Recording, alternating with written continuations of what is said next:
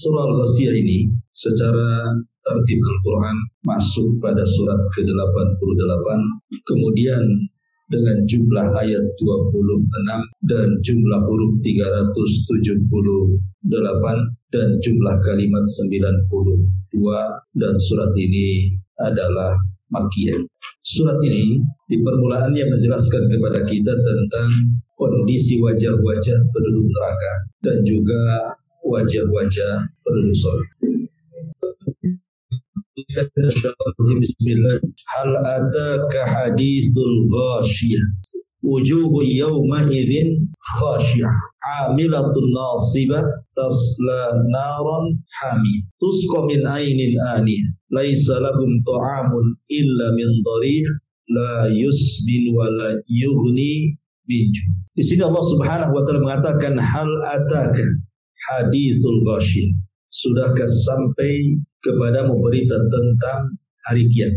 Al-Ghasyiyah adalah satu di antara nama-nama kiamat dalam Al-Quran. Kalau kita melihat Al-Quran, maka hampir 80 lebih nama-nama tentang kiamat dalam Al-Quran. Seperti Al-Qari'ah, Al-Qiyamah, Al-Ghasyiyah, itu semua nama-nama kiamat. Satu peristiwa dengan banyak nama menunjukkan peristiwa itu bukan peristiwa main-main, tapi peristiwa besar. Karena tidak mungkin satu peristiwa dengan banyak nama kalau tidak ada faedah. Karena memang kiamat itu memang sangat dahsyat, di luar nalar manusia. Sehebat apapun orang menggambarkan kiamat, kiamat menjadi si gambaran. Karena kiamat itu dahsyat sekali. Di sini Allah mengatakan hal ataka hadithul ghasyiyah. Hal di sini ada yang mengatakan hal di sini maksudnya qad, maknanya sungguh. Qad ataka hadithul ghasyiyah. Sungguh telah datang kepadamu ya Muhammad tentang berita tentang kiamat. Artinya Allah menceritakan bahwa kabar kiamat sungguh telah datang kepada Rasul. Tetapi ada juga yang mengatakan hal di sini ya istifham, pertanyaan untuk lita'addud. Maknanya pertanyaan ini memerlukan pengetahuan yang sehingga orang yang mendengar kalimat ini pengen tahu. Hal ataka hadithul ghasyiyah, apakah telah sampai kepadamu berita tentang kiamat? Kemudian Allah mengatakan wujuhu yawma idzin khashi'ah. Pada hari kiamat itu banyak wajah-wajah yang khusyuk, artinya tertunduk, terhina di hadapan Allah. Amilatun, karena kerasnya bekerja, nasibatun, sampai kepayahan. Taib. Di sini para ulama ada dua penafsiran tentang wujuhu yawma idzin khashi'ah. Amilatun nasibah tasla naran hamiyah. Ada yang mengatakan bahwa wujuhu yawma idzin khashi'ah amilatun nasibah fid dunya. Di dunia mereka khusyuk, mereka beramal, mereka lelah, tetapi ujung-ujungnya di akhirat tasla naran hamiyah. Justru mereka dimasukkan ke dalam api yang sangat panas. Ini satu penafsiran. Penafsiran yang kedua, wujuhu yawma idzin khashi'ah amilatun nasibah tasla naran hamiyah, ini semua pada hari kiamat. Bahwa nanti pada hari kiamat ada wajah-wajah yang khusyuk, mereka beramal lagi kepayahan, tetapi percuma amalan. Karena di akhirat bukan tempat beramal. Tetap saja tasla naran hamiyah. Mereka dimasukkan ke neraka yang panas. Kita jelaskan sedikit. Di sini ada 3 sifat orang beramal. Pertama khasyi'ah khusyuk, yang kedua amilatun, bekerja sangat keras, kemudian nasibatun, bekerja sampai kepayahan. Kalau 3 perkara ini dilakukan oleh orang-orang yang ada di dunia, maka ini sudah kebaikan. Kalau seandainya 3 perkara ini dilakukan dalam rangka beribadah kepada Allah, pasti akan mendapatkan kebaikan. Yang pertama khusyuk. Contoh saja satu ibadah yang sering dikaitkan dengan khusyuk adalah sholat. Sholat itu kalau khusyuk baik dia, tetapi untuk mencapai tingkat khusyuk itu kan tidak mudah. Makanya kemudian Allah mengatakan wa innaha lakabiratun illa 'alal khasyi'in. Sholat itu sangat berat dilakukan kecuali oleh orang-orang yang khusyuk. Karena bagi orang yang khusyuk sholat itu ringan. Maksudnya tidak ada kemalasan, malah rindu ingin sholat gitu. Tapi bagi orang-orang yang tidak khusyuk kayak terpaksa sholat itu, malas-malas gitu ya. Hanya mengerjakan kewajiban dan melepaskan beban saja. Sampai-sampai ulama ditanya tentang khusyuk dalam sholat. Jadi ada orang mengatakan kepada seorang ulama, ya imam, saya ini sudah sholat, tetapi tidak pernah bisa menghadirkan hati dalam sholat. Apa penyebabnya? Maka sang ulama ini mengatakan penyebabnya 3. Pertama, orang yang tidak bisa menghadirkan kehusyuan dalam wudu, maka dia tidak akan mendapatkan kehusyuan dalam sholat. Orang yang tidak mampu menghadirkan saat wudu kehusyuannya, maka dia tidak akan mendapatkan khusyuknya sholat. Kenapa? Karena pembuka sholat itu wudu. Apabila wudunya baik, apa yang terjadi? Setiap tetesan-tetesan air wudu itu sudah menggugurkan dosa. Belum masuk sholat sudah gugur dosanya. Setiap satu tetes orang berwudu itu kan menggugurkan dosa. Sehingga ketika dia berwudu dan betul-betul berwudu, sebagaimana sabda Nabi SAW, isbagil wudu alal makari, sempurnakan wudu walaupun kau tidak suka. Karena semata-mata wudu saja dosa kita sudah berkurang. Sehingga ketika masuk ke dalam sholat makin khusyuk dia. Tetapi kalau wudunya saja main-main gitu ya, maka jangan harap sholatnya akan khusyuk. Ini jawaban dia. Jawaban yang kedua dan yang ketiga berdasarkan nas Al-Quran.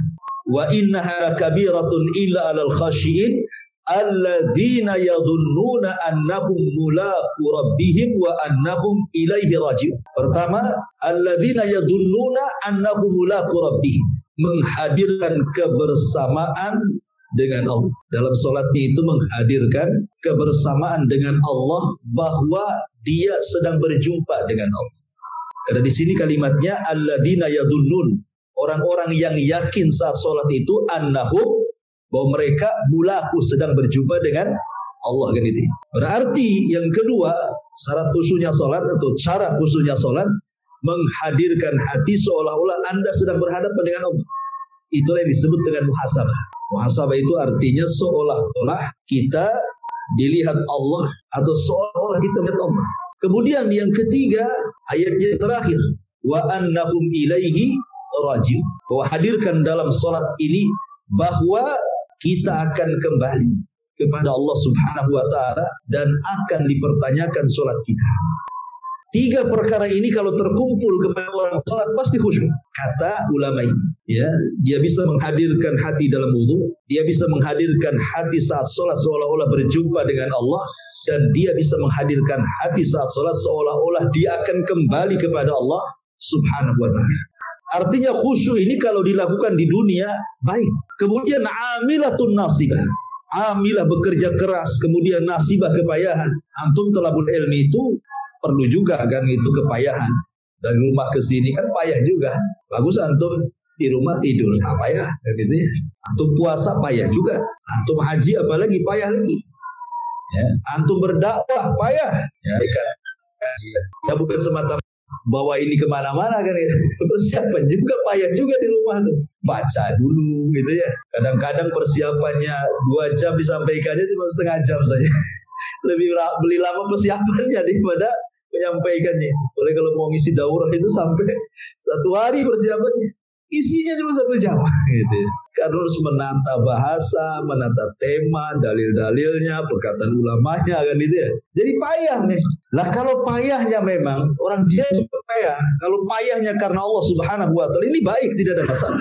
Jadi 3 sifat ini, khasyiah, amilah, nasibah, kalau dilakukan di dunia itu, maka ini perkara yang baik sekali. Karena orang beribadah ini perlu bekerja keras dan perlu kepayahan. Masalahnya, kalau seandainya 3 perkara ini dilakukan di akhirat, manfaat tidak? Tidak ada manfaatnya. Di akhirat antum sholat, manfaat. Khusyuk-khusyuknya orang sholat di akhirat nggak ada manfaatnya.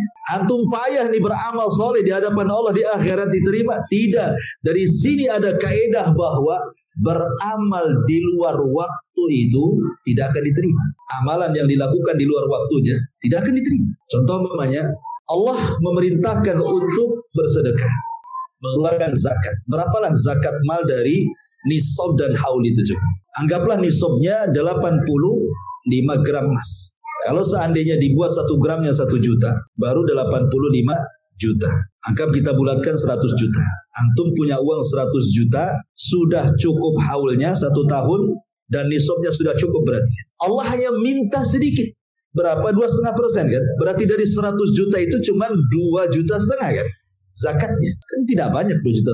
Masih banyak uang antum itu. Masih ada 97,5 kan gitu ya. Masih banyak uangnya. Tapi ketika kemudian antum detik-detik sakaratul maut, detik-detik nyawa di kerongkongan, tiba-tiba kemudian antum mau menginfakkan, jangan lagi 2,5%, semua yang 100 juta itu antum infakkan. Manfaat? Nggak ada manfaatnya. Kenapa? Karena tobatnya sudah terhalang di situ. Kata Nabi SAW, Innallaha yaqbalu taubata abdin ma lam yugharghir. Allah itu hanya menerima tobatnya hamba sebelum nyawa di kerongkongan kan itu ya. Kalau nyawa sudah di kerongkongan, antum mau sedekahkan semua pun tidak ada manfaatnya. Karena apa? Sudah di luar waktunya kan. Makanya kenapa saat-saat seperti itu dia mengatakan di hadapan Allah, laula akhartani ila ajalin qarib fa asaddaqa wa akum minas salihin. Ngomong dia di situ, ya Rabb, kalau sekiranya kau kembalikan ruhku sesaat saja, ya, kembalikan lagi dari tenggorokan ke bawah lagi, sesaat saja, tidak ada masalah. Aku akan sedekahkan semua hartaku supaya bermanfaat bagi diriku. Karena harta yang bermanfaat itu kata Rasul, wa mata saddaqta fa abqaita. Apa yang kau sedekahkan itulah yang dibawa mati. Jadi kalau amalan di luar waktunya udah gak ada manfaatnya. Apa manfaat amalan di luar waktu? Jadi seperti itu. Lah ketika kemudian orang-orang yang khusyuk, orang-orang yang bekerja keras, orang-orang yang kepayahan, mereka lakukan di akhirat, kemudian mengatakan Rabbana absarna wa sami'na, ya Allah kami telah melihat dan mendengar. Manfaat ucapan itu? Tidak akan manfaat. Kenapa di dunia ketika dia masih hidup dia tidak mengatakan sami'na wa ata'na? Ketika sampai di akhirat kemudian dia mengatakan absarna wa sami'na. Orang-orang yang beriman sami'na wa ata'na, dengar dan taat. Kenapa? Karena akhirat itu perkara gaib, tidak bisa dilihat. Makanya kata-katanya sami'na wa ata'na. Tapi orang-orang yang sudah masuk ke dunia akhirat, sudah kumpul di padang mahsyar dan siap dihisab, mereka bisa melihat bagaimana jahanam didatangkan, ya kan? Bagaimana sulitnya mereka. Makanya sebagian mereka mengatakan Rabbana absarna wa sami'na. Ya Rabb, kami sudah melihat dan sudah mendengar. Kemudian dia mengatakan farji'na na'mal salihan inna mukinun. Kembalikan kami ke dunia, kami akan beramal soleh, kami sudah yakin. Manfaat tidak? Tidak ada manfaatnya. Kenapa di dunia tidak mengatakan sami'na wa ata'na? Ketika di akhirat kemudian mengatakan Rabbana absarna wa sami'na pula gitu. Melihat, mendengar, tolong kembalikan, kami akan beramal soleh, kami sudah yakin. Lah di dunia kemana keyakinan? Kok nggak yakin di dunia ada surga dan neraka gitu ya? Sehingga kemudian dia tidak mau sholat, tidak mau zakat, tidak mau sedekah, tidak mau ibadah gitu. Kemana keyakinannya? Karena ada orang yang kemudian tidak yakin dengan neraka surga kecuali melihat. Itu masalahnya. Karena orang-orang yang mereka beribadah itu karena merasa tidak melihat surga, tidak melihat neraka. Ketika tidak diperlihatkan neraka surga yang hanya diimani dan diyakini saja, sehingga kurang yakin. Ketika kurang yakin, akhirnya malas ibadah. Ketika mereka diwafatkan, baru mereka yakin dan mengatakan Rabbana absarna wa sami'na farji'na na'mal salihan inna mukinun. Ya Rabb, kami sudah lihat sekarang, katanya kan itu. Kami sudah dengar. Kembalikanlah sekarang. Kami sudah yakin. Percuma lah kan itu. Inilah yang disebut wujuhu yawma idin khasyah amilatun nasibah tasla naran amiyah kan itu ya. Usunya percuma, kerja kerasnya percuma, kepayahannya percuma, karena ujung-ujungnya tasla naran hamiyah, masuk ke neraka jahanam juga. Makanya Ali radhiyallahu anhu mengatakan, sekarang ini di dunia waktunya beramal, akhirat itu waktunya jaza, balasan, ya kan? Nggak bisa. Sekarang ini kalau beramal, kita katakan sami'na wa ata'na. Ma'asyiral muslimin yang dimuliakan Allah Azza wa Jalla, kembali wujuhu yawma idin khasyah amilatun nasibat tasla naran hamiyah. Ini satu penafsiran. Kalau yang dimaksud ini cerita kiamat, karena dari awal konteksnya memang kiamat kan, hal ataka haditsul ghasyiyah. Tapi juga yang menafsirkan bahwa wujuhu yawma idin khasyah maksudnya di dunia, amilatun nasibah masuknya di dunia, tasla naran hamiyah maksudnya di akhirat. Dari sini kita pahami bahwa tidak semua khusyuk diterima, tidak semua bekerja keras diterima, tidak semua kepayahan dalam ibadah itu diterima. Kenapa? Karena ujung-ujungnya tasla naron hamiyah kan gitu ya. Ada dimasukkan ke neraka yang sangat panas. Berarti ada yang khusyuk tidak diterima. Dari sinilah kata ahli tafsir, ayat ini pertama sebenarnya ini cerita tentang Khawarij. Ayat ini cerita tentang orang-orang Khawarij. Nabi SAW ketika bercerita tentang Khawarij, apa kata Rasul? Yamruquna minad din kama yamruqus sahmu mina ramiyah. Mereka orang-orang Khawarij itu melesat dari Islam seperti melesat anak panah dari busurnya. Orang Khawarij itu solatnya lebih khusyuk dibandingkan kita, puasanya lebih hebat dibandingkan kita, baca Qur'annya lebih hebat dibandingkan kita. Karena itu Rasul yang mengatakan, ya kan, tahkiruna salatahum ma salatikum wa siyamahum ma siyamikum wa qira'atahum ma qira'atihim. Mereka menghinakan solat mereka dengan solat kalian, puasa mereka dengan puasa kalian, baca Quran mereka dengan baca Quran kalian. Artinya baca Quran kalian tidak sehebat mereka, puasa mereka lebih hebat dibandingkan kita, baca Quran mereka lebih hebat. Tetapi apakah bermanfaat? Tidak.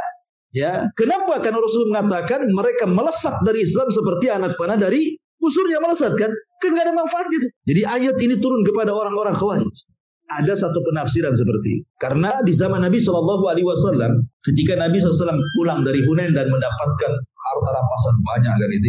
Jadi Nabi SAW kemudian membagi-bagikan harta rampasan perang itu. Orang-orang muhajirin lebih banyak bagiannya dibandingkan orang Ansar. Bahkan ada orang Ansar yang nggak dapat. Karena semua dibawa harta ghanimah itu ke Mekah oleh orang-orang muhajirin.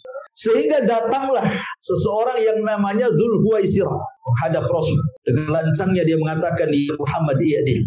Muhammad adil kau kata. Masa pembagian kayak gini? Maka Rasul murka dan mengatakan, "Illam adil faman ya'dil." Kalau aku tidak adil, siapa lagi yang lebih adil di permukaan bumi? Gak ada lagi. Tidak ada manusia yang lebih adil dari aku, kata Nabi. Kemudian orang ini pergi. Setelah orang ini pergi, maka Nabi mengatakan kepada para sahabatnya, kelak dari orang ini akan muncul seperti dia. Nah, gitu kan sejarahnya Khawarij itu. Akan muncul seperti dia satu kelompok, kata Rasulullah, yang mereka membaca Quran lebih hebat dibandingkan baca Quran kalian, mereka berpuasa lebih hebat dibandingkan puasa kalian, mereka baca Quran lebih hebat dibandingkan baca Quran kalian, tetapi mereka melesat dari Islam, keluar dari Islam seperti anak panah keluar dari busurnya. Kata Nabi, wa idza laqitumuhum faqtuluhum. Kalau engkau mendapati mereka, perangi mereka, katanya. Perangi orang-orang Khawarij. Disuruh diperangi. Bayangkan ikhwan, ketika Nabi Fatu Mekah. Nabi kan mengepung kota Mekah. Dia memandang wajah-wajah orang-orang yang pernah menyakitinya. Wajah-wajah orang yang pernah menyakiti para sahabatnya. Di waktu awal-awal Islam, Rasul tahu wajah-wajah orang ini yang kurang ajar. Tapi Nabi itu memiliki hati yang lembut. Rasul tidak dendam, kecuali kalau sudah melampau. Sehingga Rasul mengatakan beberapa orang memang tidak dikasih ampun sama Nabi. Ketemu di mana saja bunuh. Salah satunya Ibnu Khattab. Dibunuh ketika dia sedang bertelekan di Ka'bah. Karena dia kurang ajar sama Nabi. Di zaman itu luar biasa kurang ajarnya. Sehingga Rasul mengatakan gak ada ampun orang ini. Tetapi hampir mayoritas penduduk Mekah musyrik yang sudah kalah dengan Fatu Mekah itu, ketika mereka dikumpulkan oleh Nabi SAW, kemudian Rasul mengatakan kepada mereka, idhabu fa antumut tulaqa. Pergi kalian sudah kumaafkan. Sebab itulah maka mereka banyak masuk Islam. Maksudnya yang saya katakan, kalau orang-orang musyrik dimaafkan oleh Nabi, ini orang musyrik dimaafkan sama Nabi, pada sudah jelas-jelas permusuhannya di awal-awal dakwah kan, berbeda dengan Khawarij. Rasul tidak pernah memaafkan mereka. Padahal ini musyrik jelas di luar Islam kan. Khawarij ini dalam Islam. Rasul tidak pernah memaafkan.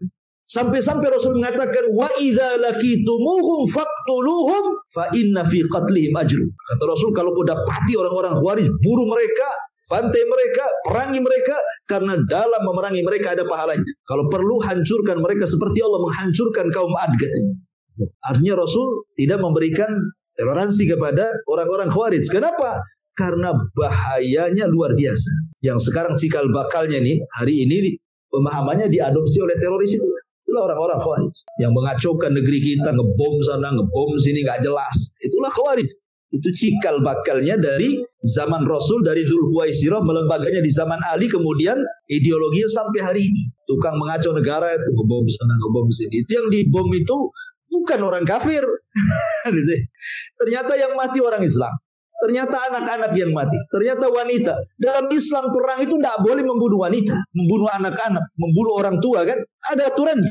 Yang diperangi tentara saja dalam Islam itu. Itu pun kalau sudah umpamanya kena tembak, tidak boleh dibunuh. Ya kan, kalau sudah nggak berdaya dalam Islam itu tidak boleh dibunuh, ditawan, nggak bisa dihabisi. Kalaupun sudah jadi mayat, tidak boleh dimutilasi. Jadi aturan dalam Islam itu sampai kepada masalah perang diatur dan diberikan arahan secara hikmah. Sampai dulu perang itu kan pakai pedang, bukan pakai tembakan zaman sekarang kan. Tapi Allah mengajarkan kepada Nabi SAW, fadribu fawqal a'naq wadribu kullabanan. Kalau bisa tebaslah tengkuknya ataupun tebaslah nadinya. Padahal ini sedang perang. Ya, kalau sedang perang kan terserah mau nusuk apa saja kan. Yang penting mati musuhnya kan. Tetapi ada aturan tuh, kalau bisa nebasnya itu mana-mana tempat yang cepat mati gitu maksudnya. Sampai masih ada rahmat dalam peperangan Islam itu. Nggak sembarang main tusuk gitu ya. Kalau memang bisa ditebas tengkuknya, itulah yang betul. Itu Al-Quran yang mengatakan. Maknanya bukan mesti begitu. Artinya kalaupun sekarang pakai senapan, kalaupun perang, maka cari titik-titik kalau sekali tembak tuh mati gitu maksudnya. Jangan dimainin dulu kakinya dulu satu. Nanti kakinya dibuat dulu susah. Lu nggak begitu Islam itu. Sampai perang itu ada rahmat. Nah, orang Khawarij itu nggak ada rahmat. Makanya kenapa kemudian mereka disebutkan dalam Al-Quran wujuhu yawma idin khasyiah. Mereka khusyuk ibadahnya. Amilatun nasibah. Mereka bekerja keras dan kepayahan. Tetapi apa kata Nabi SAW? Hum kilabu ahlin nar. Mereka anjing-anjing yang neraka, kata Rasul. Dan Al-Quran mengatakan tasla naran hamiyah. Mereka masuk api yang sangat panas di neraka. Ini satu pendapat dari kalangan ahli tafsir bahwa surah Al-Ghasyiyah ayat 2-4 ini bercerita tentang Khawarij. Pendapat yang kedua, bahwa yang dimaksud wujuhu yauma idin khasyiyah amilatun nasibah di sini artinya orang-orang ahlu kitab. Maksudnya ahlu kitab Yahudi dan Nasrani. Mereka sudah menghabiskan hidupnya untuk beribadah, biaya, tenaga untuk beribadah, tetapi ujung-ujungnya masuk neraka. Persis seperti firman Allah Azza wa Jalla, "Qul hal unabbiukum bil akhsarina a'mala alladzina dhalla sa'yuhum fil hayatid dunya wa hum yahsabuna annahum yuhsinuna sunnah." Kan itu dalam Quran. Maukah aku kabarkan kepada kalian, hal unabbiukum bil akhsarina a'mala, amalan yang paling rugi, kata Allah. Maukah aku kabarkan kepada kalian amalan yang paling rugi? Bil akhsarina a'mala alladzina dhalla sa'yuhum fil hayati dunya, yang sia-sia amalannya ketika hidup di dunia ini. Tetapi wahum yahsabuna, mereka masih menyangka saja amalan yang sia-sia itu adalah amalan yang baik. Maka tertipu. Maka ayat ini bercerita tentang Yahudi dan Nasrani. Kenapa kemudian Al-Quran mengatakan seperti itu? Karena Yahudi sudah selesai keyahudiannya dengan wafatnya Musa, diutusnya Isa. Kemudian Nasrani sudah selesai kenasraniannya dengan diangkatnya Isa ke langit dan dengan kedatangan Nabi SAW. Artinya siapapun Yahudinya, siapapun Nasraninya mendengar kedatangan Nabi SAW kemudian tidak beriman, berarti mereka termasuk ashabul jahim, kata Rasul. Akan masuk ke neraka jahim. Itu berdasarkan nas hadis. Ya, mereka tidak akan masuk. Kenapa demikian? Karena Al-Quran mengatakan dua dalil. Satu, inna dina indallahil Islam. Satu-satunya agama yang paling benar Islam. Kedua, Allah mengatakan waman yabtagi ghairal islami dinan falan yuqbala minhu wa huwa fil akhirati minal khasirin. Siapa yang mencari agama selain daripada Islam, selain daripada tidak diterima, dia pun rugi di akhirat. Sudah beramal di dunia, masuk neraka. Tasla naran hamiyah. Ini pendapat yang kedua. Bahwa yang dimaksud mereka adalah ahlu kitab, orang-orang kafir yang Allah kata a'maluhum karamadin istaddat bihirri. Amal mereka itu seperti pasir ditumpukan, tiba-tiba datang angin dihempas, habis nggak tersisa. Percuma amalan mereka. Kemudian yang ketiga, umumnya orang-orang yang menyelisih sunnah Nabi.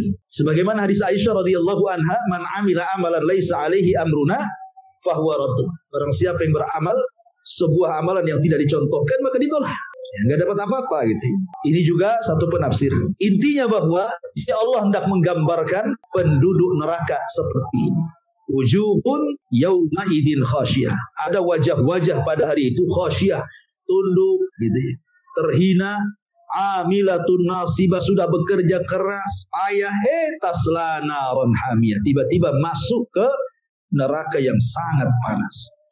Kemudian Allah ingin gambarkan kondisi makanan dan juga minuman penduduk neraka.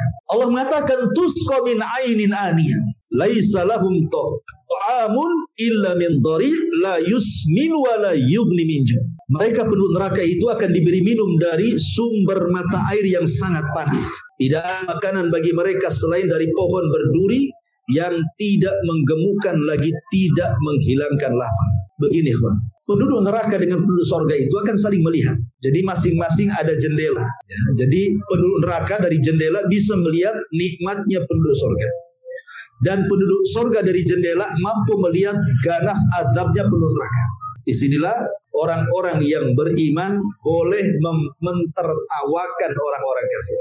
Tapi di dunia tidak boleh kita mentertawakan mereka. Ya, di dunia tidak boleh mentertawakan orang kafir. Kalaupun mereka mentertawakan kita, ya terserah. Tapi kita tidak boleh mentertawakan orang kafir di dunia. Kenapa? Karena kita belum tahu akhir hidupnya. Apakah dia tobat, masuk Islam, dan begitu seterusnya. Ada kemungkinan tobat di dunia, tetapi di akhirat kan tidak ada kemungkinan tobat karena sudah tidak ada tobat lagi. Apa gunanya tobat di akhirat?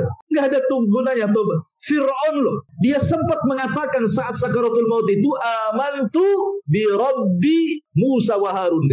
Aku beriman dengan Rabbnya Musa dan Harun. Dalam riwayat, amantu bima amanat bihi Banu Israel. Aku beriman dengan apa yang Bani Israel beriman kepada Nabi Musa. Manfaat?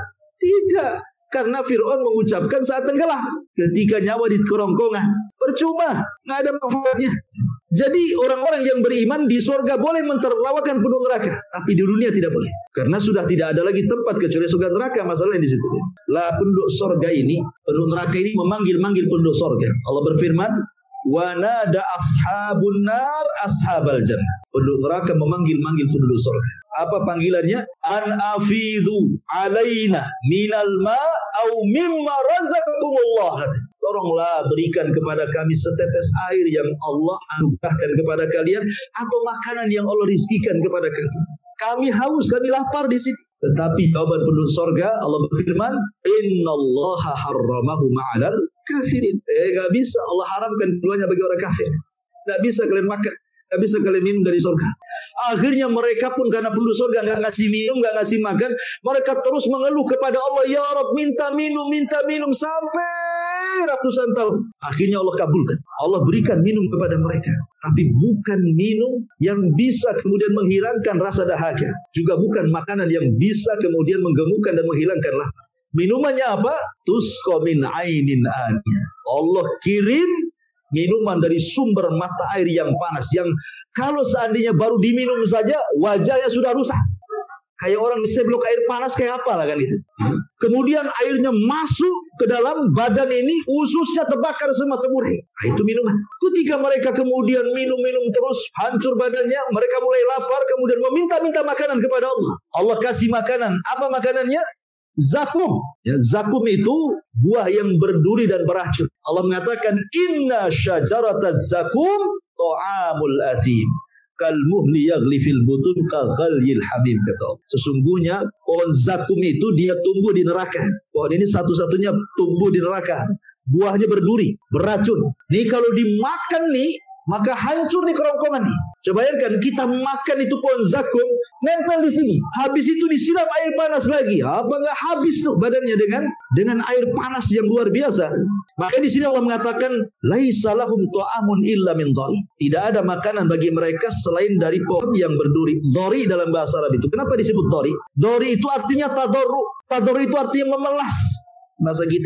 Jadi ketika mereka makan itu pohon zakum, buah zakum itu, kemudian berada di tenggorokannya, karena kan berduri, tidak bisa masuk, tidak bisa keluar kan.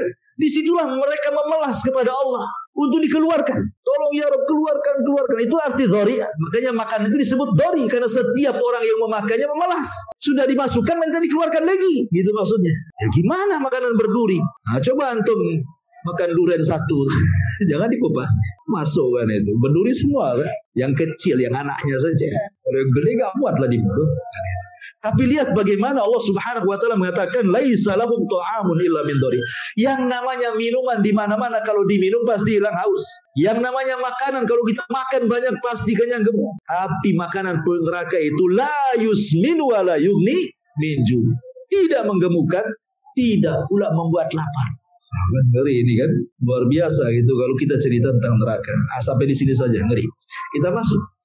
Wujuhu yawma idzin na'imah li sa'yiha radiyah fi jannatin 'aliyah la tasma'u fiha laghiyah fiha 'ainun jariyah fiha sururun marfu'ah wa akwabun mawdu'ah wa namariku masfufah wa zarabiyu mabthuthah. Baik. Di sini Allah mengatakan wujuhun yauma idzin na'im. Pada hari itu ada wajah-wajah na'imah. Na'imah itu artinya yang berseri-seri karena melihat nikmat di hadapan. Kenapa mereka senang? Karena usahanya sendiri. Wujuhu yawma idzin na'imah. Ada wajah-wajah yang berseri-seri. Begini di dunia saja. Ada dua anak kecil. Satu tinggal di Ruli, pengangguran, orang tuanya serabutan, gak jelas gitu kerjanya, ya kan? Kontrak lagi sudah di Ruli, kontrak lagi. Ya. Kemudian yang paling kecil loh, keseng pula gitu. Pendek lagi rumahnya. Nggak, pokoknya susah lah hidupnya kan. Yang satu pula tinggal di istana, mungkin anak menteri. Kemudian kita jajarkan kedua anak itu, anggaplah umur 5 tahun, jajarkan atau foto, tengok wajahnya. Kita bisa bedakan wajahnya kan. Ini wajahnya orang senang ini. Terawat, ya hidup di istana. Ya kan? Ini yang satunya ini nampak orang susah. Walaupun aku nggak tahu ini orang mana, tapi nengok fotonya udah tahu kita. Artinya bahwa di sorga itu seperti itu gitu loh. Jadi hanya nengok nikmat saja langsung berseri-seri dan semua kepahitan dunia hilang. Makanya kemudian diibaratkan dalam sebuah hadis Nabi SAW, kata Rasul, yu'ta yaumal qiyamah, didatangkan pada hari kiamat dua orang. Satu an'am, orang yang paling nikmat ketika di dunia, an'amun nas fid dunia. Kemudian yang kedua akhbasun nas fid dunia, orang yang paling sengsara kere di dunia. Jadi didatangkan dua orang ini, satu orang yang paling senang di dunia. An'am ini kalimat sigo tafdil, artinya semua kenikmatan yang kita bayangkan masuk di situ. Perempuannya, kekayaannya, kendaraannya, kebunnya, istananya, dayangnya, pembantu, masuklah di situ. Pokoknya selama hidup dia nggak pernah susah lah. Mulai brojo sampai mati itu senang aja. Yang satunya pula terbalik. Ya. Sejak lahir memang tinggal di Ruli, sampai mati pun di Ruli. Ya kan? Pokoknya susah, serabutan kerjanya, susah, nggak pernah senang hidupnya. Habis itu datang pula peteng, gusur pula Ruli, pindah lagi ke Ruli lain. Pokoknya nggak pernah senang lah seumur hidupnya. Tapi Allah takdirkan nih, yang senang tadi ditakdirkan menjadi penghuni neraka. Yang susah pula ditakdirkan jadi penghuni surga. Didatangkan nih, orang yang susah dari mulai lahir sampai mati, nggak pernah senang hidupnya. Susah aja.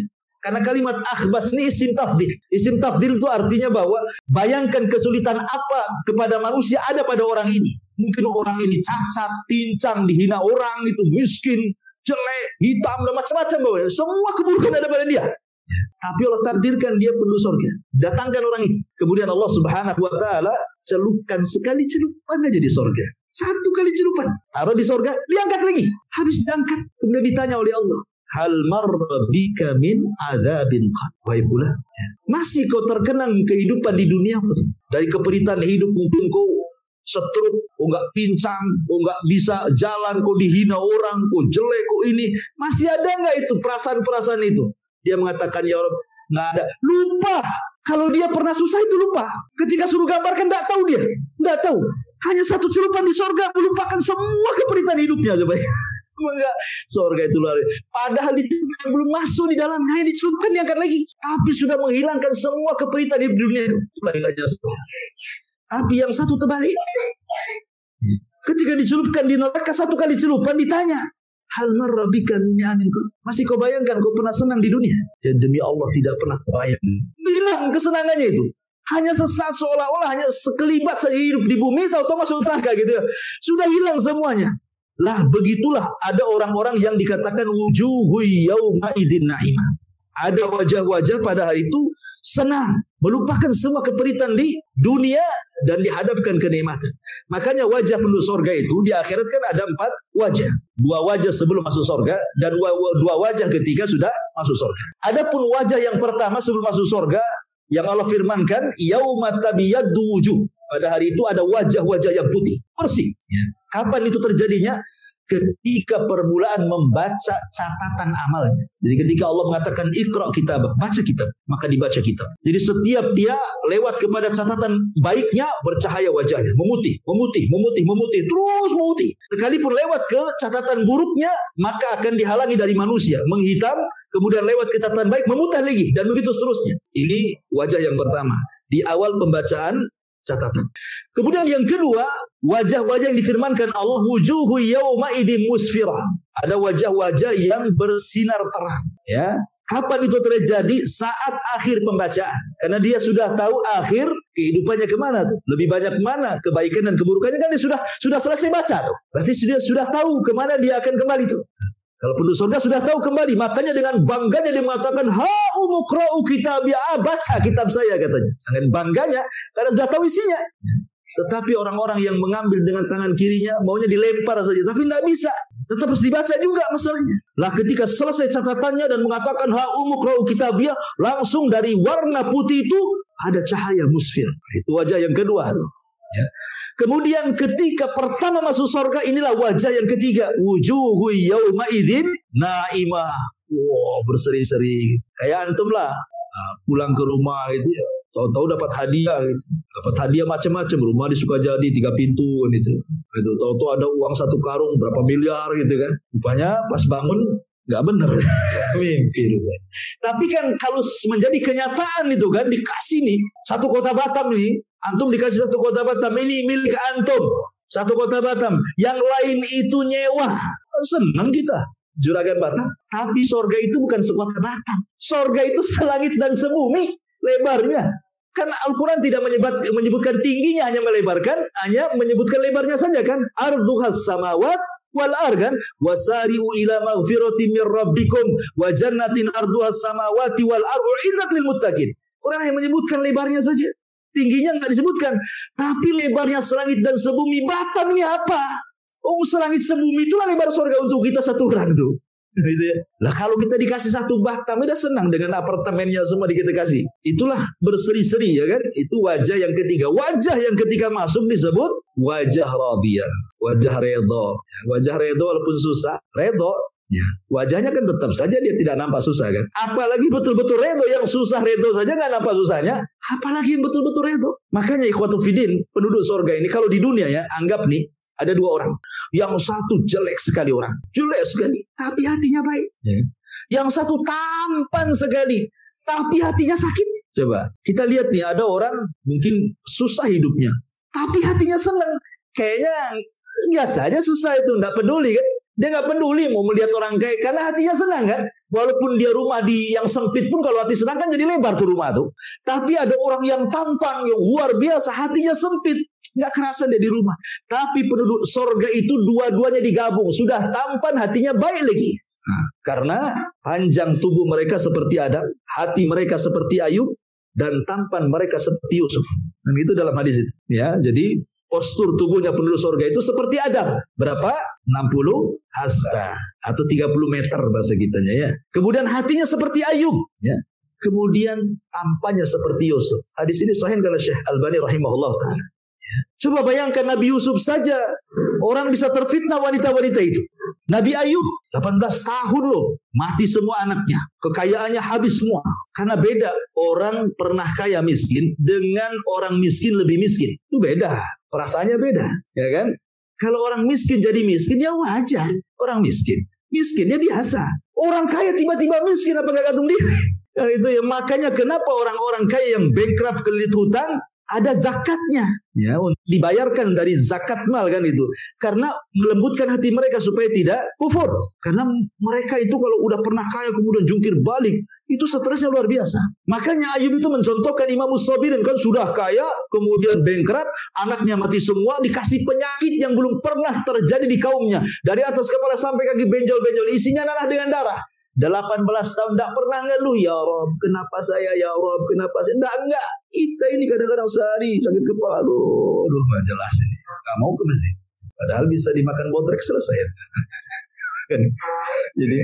Jadi di sini ma'asyiral muslimin yang dimuliakan Allah Azza wa Jalla, intinya bahwa ada wajah-wajah naimah yang betul-betul berseri-seri. Lisa'yiha radiyah. Kenapa? Mereka senang ketika usahanya sendiri. Senang karena amalannya sendiri. Ridho dengan amalannya. Antum kalau puasa kemudian ridho dengan puasa, kan nggak beban puasa itu, ya kan? Antum sholat, antum ridho dengan sholat, nggak akan jadi beban sholat itu. Tenang aja. Antum ngaji, memang karena senang ngaji datang, nggak ada beban. Sesuatu yang dilakukan secara ridho dan ikhlas itu nggak akan beban, nggak akan ada beban. Mana ada beban? Ya. Antum puasa ya tenang-tenang saja, nggak merasa lapar karena antum ikhlas di situ. Yang tidak ikhlas puasa, tidur aja. berkar. Karena nggak senang dengan puasa kan. Akhirnya dia mulai sahur itu udah tidur, bangunnya asar. Jadi puasanya habis asar ke maghrib. Nggak ridho dia dengan puasanya. Jadi nggak menikmati gitu ya. Jadi orang-orang yang beriman lisa'iha radiyah.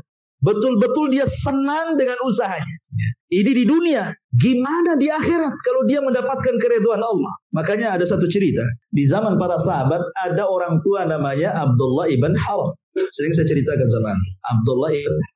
Abdullah ibn Haram ini ayahanda Jabir bin Abdullah. Salah seorang sahabat yang banyak meriwayatkan hadis di atas 1000. Anaknya itu Jabir bin Abdullah. Bapaknya namanya Abdullah ibn Haram. Abdullah ibn Haram punya kawan namanya Amr bin Jam. Jadi Abdullah ibn Haram sudah kakek-kakek, ya, punya kawan kakek juga namanya Amr bin Jam. Ini selama hidup, setelah masuk Islam, kemana-mana berdua dua kakek ini. Ke masjid berdua, baca Quran berdua, ke majelis taklim berdua.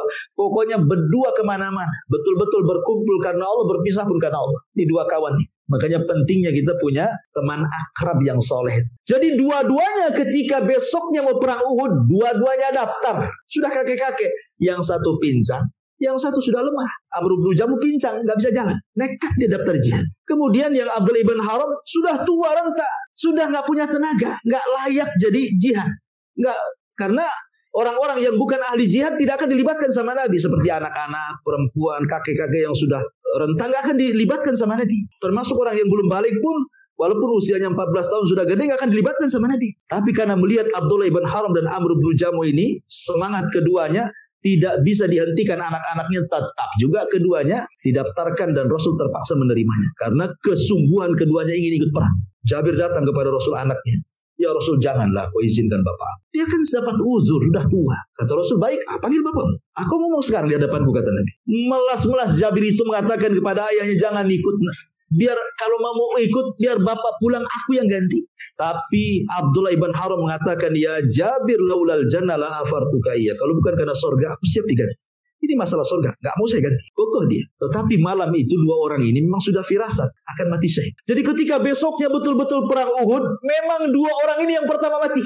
Pertama Abdullah ibn Haram pertama mati, kemudian disusul dengan Amr bin Jamuh, kemudian disusul dengan yang sampai 70 syuhada Uhud. Kan kalah nih dalam perang Uhud nih kan. Setelah peperangan, maka Jabir kemudian mencari jasad ayahnya, Abdullah ibn Haram. Ketemulah jasad ayahnya, dibopong. Kemudian setelah itu dipangkunya sama Jabir sambil menangis. Tapi anehnya, bapaknya Jabir ini tidak kepanasan, padahal Uhud itu tidak ada pohon. Ada awan yang menaungi di atasnya. Ya, ada awan. Pokoknya kemana saja jasad bapaknya dibawa, awan itu ngikut di atasnya. Jadi Nabi mengatakan kepada Jabir yang ketika itu sedang menangis, ya Jabir, tabki aw la tabki. Kau menangis ataupun tidak, Allah sudah mengirim awan menaungi. Kau pula sedih katanya. Kemudian yang kedua kata Rasulullah, ya Jabir, tabki aw la tabki, laqad kallamallahu abaka kifahan bila turjuman, kata Rasulullah. Wahai Jabir, menangis atau tidak menangis, Allah sudah bicara dengan bapakmu tanpa terjemah. Kapan itu? Saat meninggal. Rasul menjelaskan. Jadi Abdullah ibn Haram itu ketika dia terkena tusukan, kemudian ruhnya keluar, ruhnya dipanggil oleh Allah. Kemudian Allah akan kepada Abdullah ibn Haram ini, tamanna ya abdi, kamu sudah berperang karena aku, sekarang minta sesuatu kepada.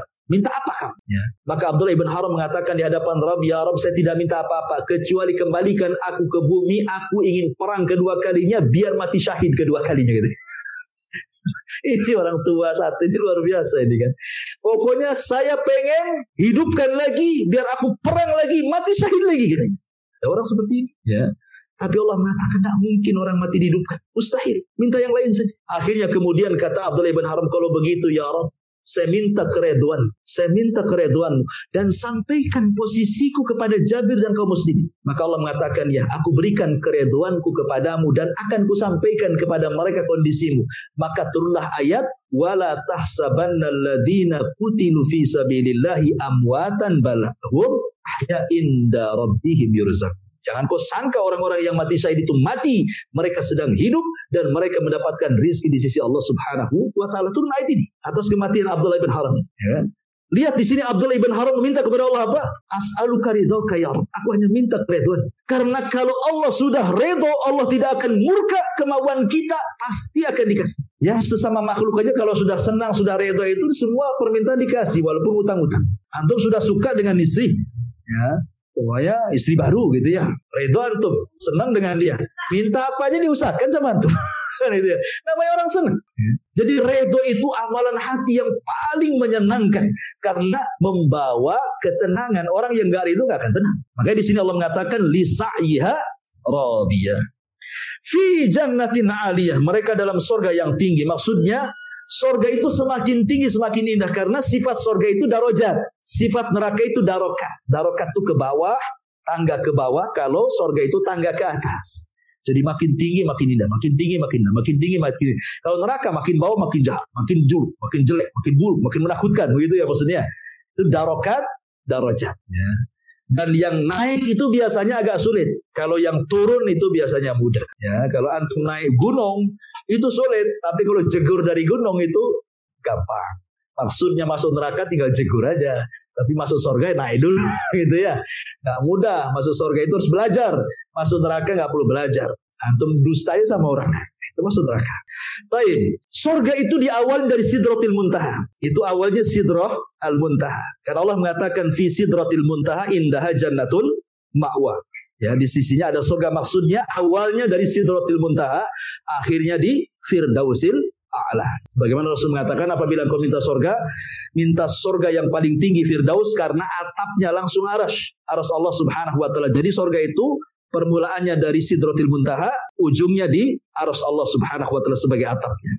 La tasma'u fiha laghiyah. Di sana kamu tidak akan mendengar perkataan yang tidak berguna. Maksudnya laghiyah itu perkataan yang batil, ya, baik perkataan batil secara agama, baik perkataan batil secara muamalah. Orang menyakitkan, berdusta, merendahkan, ghibah, nggak ada di surga kayak gitu-gitu. Atau menghina Allah, menghina Rasul, nggak ada di surga itu. Itu di dunia semua yang kayak gini-gini ya. Itu menunjukkan bahwa di surga itu luar biasa. Ada juga yang membaca, ada 3 bacaan di sini. La tasma'u. Itu 1. Kemudian la tusma'u. 2. Kemudian la yusma'u. Dan 3-tiganya dibaca Nabi. Jadi boleh antum baca la tasma'u fiha lagiyah. La tusma'u fiha lagiyah.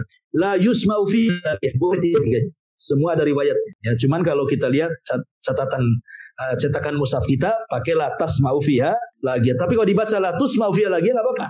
Karena ada qiraah seperti itu. Karena tidak merubah makna. Kalau la tusma'u maksudnya tidak diperdengarkan kepada penduduk surga itu perkataan-perkataan yang batil. Kalau la tasma'u engkau tidak akan mendengar di surga perkataan-perkataan yang batil. Ya, baik. Saya kira sampai di sini ya, karena ini menyangkut sifat-sifat surga masih banyak tentang mata air dan begitu seterusnya.